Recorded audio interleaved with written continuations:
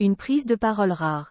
Ce vendredi 1er décembre, l'homme d'affaires Vincent Miclet a accordé une interview au magazine Entrevue, nouvelle version, pour évoquer la situation d'Evin, le fils de 7 ans, né de ses amours passés avec Ayem Nour.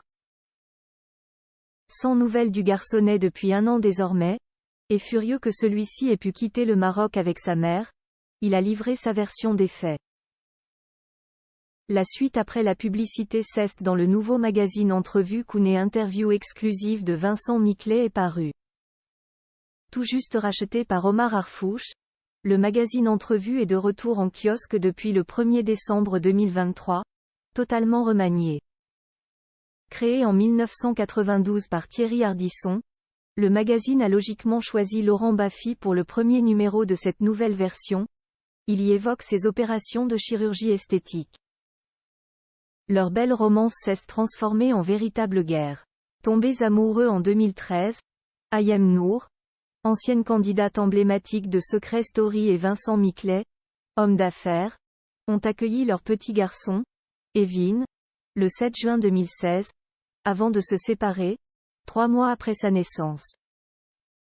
Une séparation totale, en bataille pour la garde de leur fils depuis, tous les deux ont atteint le point de rupture ces derniers mois, lorsque la jeune femme, qui a accusé son ex de violence, a récupéré leur fils, en novembre dernier, et a fini par quitter le Maroc, presque 1 an plus tard, où il résidait d'un commun accord, chez son père. Un kidnapping pour Vincent Miclet, qui ne décolère pas d'avoir vu son fils rentrer en France alors que la justice marocaine, selon lui avait accordé la garde du petit garçon. Très rare dans les médias, il a accepté de s'exprimer dans Entrevue, ce vendredi 1er décembre, et de livrer sa version. Jai généreusement offert à Ayem la jouissance d'une villa somptueuse à Marrakech, une pension mensuelle conséquente et des facilités de déplacement, tout cela pour assurer le bien-être d'Evin, notre fils commun, assure-t-il notamment. Avant de revenir sur cette période trouble, entre l'été 2022 et l'hiver 2023, pendant laquelle Ayem Nour avait accepté que son fils soit scolarisé à l'école américaine de Marrakech, avant de considérer l'accord caduc, de l'en retirer brutalement, mais de rester bloqué au Maroc, puis de rentrer en France illégalement selon l'homme d'affaires. Une rupture dramatique est intervenue, catapultant l'affaire dans une dimension judiciaire pénale. Le kidnapping orchestré par Ayem a déclenché un feu croisé entre la France et le Maroc. Les tribunaux marocains, que Jai sollicitait, ont rendu un verdict condamnant Ayem à une peine de prison avec sursis. Le tribunal français, quant à lui, avait déjà émis une décision défavorable à Ayem, dénonce-t-il, précisant qu'il n'a plus de nouvelles d'Evin depuis le 14 novembre 2022. Plus de nouvelles d'Evin, en effet, condamné à 4 mois de prison avec sursis en mai dernier pour enlèvement de mineurs, par un tribunal marocain. Ayem Nour pourrait risquer gros. Selon nos confrères des Entrevues, la jeune femme s'expose à une amende importante au Maroc, puis à finir derrière les barreaux si elle ne la payait pas. Une sanction qui ne semble pas l'impressionner, selon l'avocate de Vincent Miclet, elle aussi interrogée, et qui a confirmé que son client était sans nouvelles du petit garçon depuis qu'Ayem l'a récupéré. Mon client ne sait plus rien de ce quest devenu son enfant depuis fin 2022. Il ignore où il habite, il ignore s'il va à l'école. Il ignorait donc à quel endroit il pouvait venir chercher son fils pour partir en vacances avec lui à la Toussaint ou pour toute autre vacances. Crochet ouvrant.